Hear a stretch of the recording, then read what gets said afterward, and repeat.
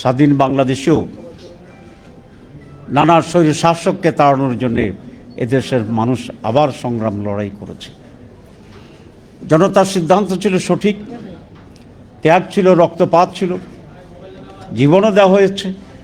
কিন্তু প্রতিবারেই সুবিধাভোগী তথাকথিত রাজনীতি নেতৃত্ব জনগণের সাথে বিশ্বাসঘাতকতা করেছে এবং অর্জিত সাফল্যকে রাজনৈতিক নেতৃবৃন্দ তাদের সুবিধার জন্যে জাতীয় অর্জনগুলোকে আবার ঢাকা দিয়ে সেই শোষণের রাস্তাকে আবার উন্মোচিত করেছে। সর্বশেষ আমরা যে পরিবর্তন দেখেছি, যে জুলাই বিপ্লব দেখেছি, আগস্টকে আমরা নিয়ে এসেছিলাম 5 আগস্টে,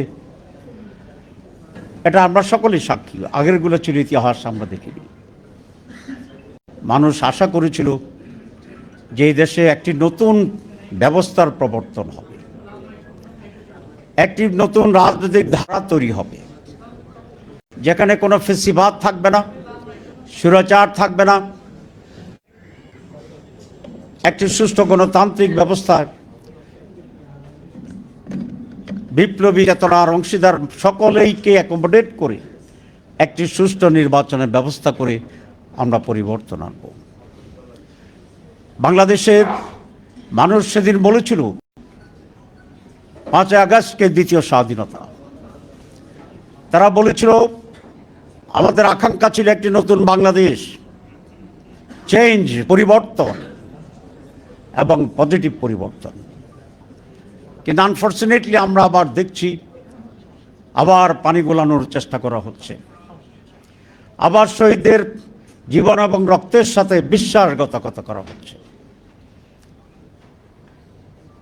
কোন এক শ্রদ্ধেয় নেতা, আমার প্রিয় নেতা, বলেছেন অন্য দলের যে নতুন নতুন ইস্যু তৈরি করা ঝামেলা করছে। তো ইস্যু তো নতুন হবেই।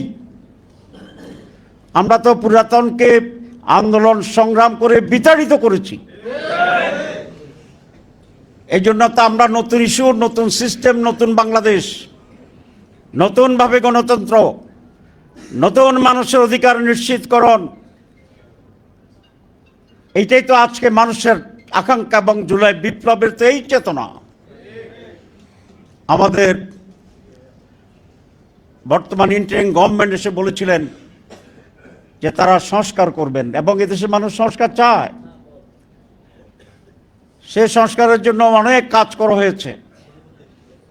সংস্কারের কিছু কিছু গুরুত্বপূর্ণ বিষয় সন্নিবেশিত করা হয়েছে, যেগুলো সমাজ পরিবর্তন করতে হবে। সেখানেই নোট অফ ডিসেন্ট দিয়েছেন একটি দল। তাহলে আপনারা কি পরিবর্তন চান না? আপনারা কি সংস্কার চান না? যাই হোক, সংস্কার বাধ্য হয়ে, জনগণের বাধ্য হয়ে, যেহেতু টেলিভিশনে ডাইরেক্ট ছিল সংস্কার আলোচনা, মানুষের মতের চাপের ভয়ে তারা সংস্কারে, আমরা মৌলিকভাবে 19টি পয়েন্টে আমরা একমত হয়েছি। বিএনপি হয়েছে, জামাত ইসলামী হয়েছে, এনসিপি হয়েছে, ইসলামী আন্দোলন হয়েছে, বাম রাজনৈতিক দলগুলো একমত হয়েছে। এই সংস্কারের ব্যাপারে এখন নানা ষড়যন্ত্র শুরু হয়েছে। তাহলে আপনারা এটা বলুন যে আমরা সংস্কার চাই না। বিপ্লবের প্রোডাক্ট হচ্ছে নো কনস্টিটিউশন অ্যাবভ কনস্টিটিউশন। আজকে যে ইন্টারিম গভর্নমেন্ট আছেন, কিসের ভিত্তিতে? এটা তো সংবিধানে লেখা ছিল না। এই সরকার অধীনে যে নির্বাচন কমিশন হয়েছে, এটা তো তাহলে বৈধ হয় না। যে নির্বাচন হবে সেটাও বৈধ হয় না। এ সমস্ত জটিল প্রশ্ন প্লিজ উত্থাপন করে দেশকে আবার বিভ্রান্তির দিকে নিয়ে যাবেন না। 54 বছরের নির্বাচনের ইতিহাসে একটি নির্বাচনও সুষ্ঠু হয়নি সম্পূর্ণভাবে। কিছুটা পার্সেন্টেজই আমরা গ্রহণ করেছি। বাংলাদেশে কি আবার সেই আওয়ামী জাহিলিয়াতের দিকে আমরা যেতে চাই? যারা ফেয়ার নির্বাচনের জন্য সকলের পার্টিসিপেটরি এই পিআর সিস্টেমকে বাধাগ্রস্ত করছে, এরা মূলত সেই অতীতের কেন্দ্র দখল, ভোট জালিয়াতি, সেটারই পরিকল্পনা করছে বলে আমরা সন্দেহ করি। নির্বাচন যদি সুষ্ঠু না হয়, সঠিক না হয়, বাংলাদেশ এক মহা বিপর্যয়ের দিকে চলে যাবে। আন্দোলন আর আন্দোলন, হাসিনার বিরুদ্ধে এত আন্দোলন, এত সংগ্রাম করে আমরা একটা নতুন পরিস্থিতি তৈরি করেছি। আবার ভোট ডাকাতের নির্বাচন, সেই দিন যেদিন ভোট ডাকাতের নির্বাচন হবে, সেই দিন সেই মুহূর্ত থেকে আবার রাজপথে আন্দোলন হবে। তাহলে আপনারা কেন আন্দোলনের জন্য সেই পরিস্থিতি তৈরি করছেন? আওয়ামী লীগ যখন ছিল ভারতপন্থী জনগণের স্বার্থের বিরুদ্ধে একটি দল ছিল। আমরা তো এখন যারা আছি সকলেই এন্টি আওয়ামী লীগ। সুতরাং আসুন আমরা আলোচনা করি, পিআর নিয়ে আলোচনা করি। আপনি বুঝেন না বললে তো চলবে না। আমরা যারা বুঝি তাহলে তাদেরটা কি হবে? আসেন আলোচনা করেন। যারা পিআর চাচ্ছেন না আসেন, আমরা যারা পিআর চাই আসেন। আসার পরে যেটা কল্যাণকর হয় সেটাই তো আমরা গ্রহণ করব দেশের জন্য। সংগ্রাম।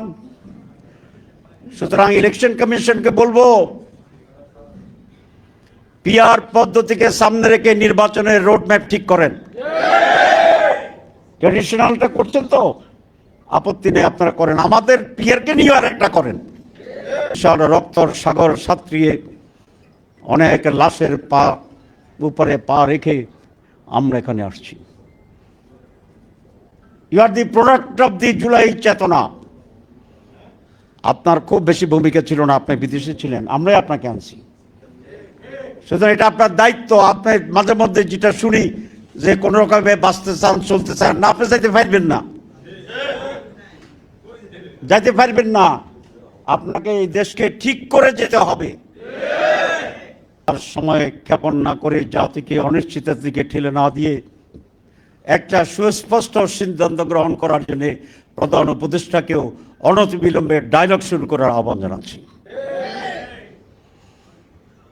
লক্ষ লক্ষ মানুষের রাজপথ ঘেরাও করে রাখবে। লক্ষ লক্ষ মানুষ ম্যানেজড ইলেকশন, পরিকল্পিত ইলেকশন, সেই ইলেকশন কেন্দ্রে ব্যালট বাক্স যাইতে দিবে না।